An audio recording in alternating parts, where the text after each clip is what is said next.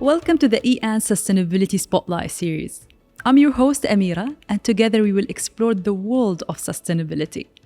Join us as we have insightful conversations with industry leaders. Today's guest, Andrew Dunnett, Senior Vice President for Sustainability at E&I. Dunnett has more than 15 years of experience in leading sustainability in large entities. In addition to that, he's a sustainability lecturer at Cambridge University. Andrew, thank you so much for being with us today. E&I recently announced its role as a principal technology partner for COP28. Can you tell us what this means and how E&I plans to increase its involvement in this event? Well, COP28 is such an important event for all of us. COP28 is a key moment, not just for myself, yourself, and the UAE, but everyone. And I think when you sort of get beyond that and you say, what does it really need to do? I think there are two things that come to my mind. Number one is we're on track to increase our emissions by 40% by 2030, and we've got to reduce them by 10%. So that's a really hard conversation. But it needs to be tackled. The second thing that's got to be done at COP is 80% of the emissions are from the G20.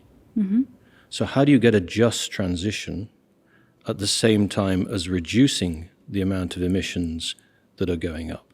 So I think when I look at E&I's involvement, and I hope everybody in the company feels that as technology partner, as providing the network on which these critical conversations will take place, it makes me immensely proud that we are there, we're right at the center, and our digital infrastructure will enable those conversations to go forward. So we're halfway between the Paris Agreement and 2030 when the goal was set.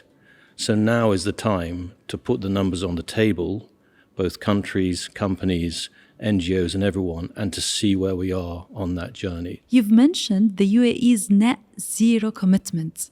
Given the urgency of climate action, what measures is E&I implementing to achieve the goal of net zero emissions from the group's operations in the UAE by 2030?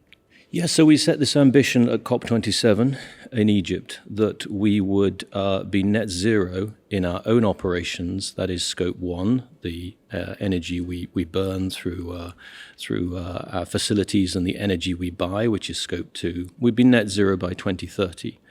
And we are on track to do that. And probably the simplest way of describing what that means is 80% of our emissions is from our network.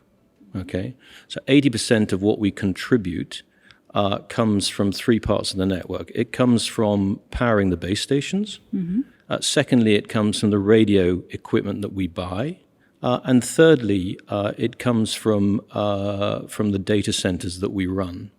We know technology is at the heart of E&I's activities. How do you see the technological advances contributing to your sustainable development and ESG objectives, in particular by reducing the digital divide? Yeah, it's a great question. I think 3.7 billion people in the world don't have access to mobile internet, an ITU report from last year. Of those 3.7 billion, 3.4 live within accessible range of mobile networks.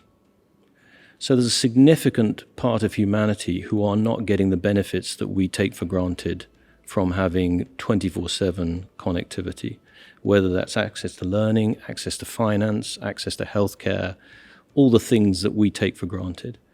So I think as a company, we have a great role and responsibility to enable people who don't have access to that life-changing connectivity to get that. And so we're obviously doing that in the way the company expands, and not only its technological footprint, but its physical footprint. But we're also doing it through partnerships.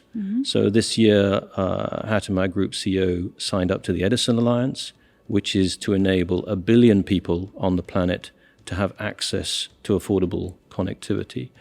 We signed a major partnership with Code.org. So how can we invest in a way that enables more young people, and particularly girls, to have access to how they can learn to code so that they can develop the technological skills that are necessary, the digital literacy, to enable them to thrive in this world. And 80 million young people. It's the language of the future, coding. Yeah. It's the language of now. Yes, it is. And the future is now. Yeah, yes. Exactly. Thank you for sharing your valuable insights and expertise with us today in this show. Thank you so much. Thank you.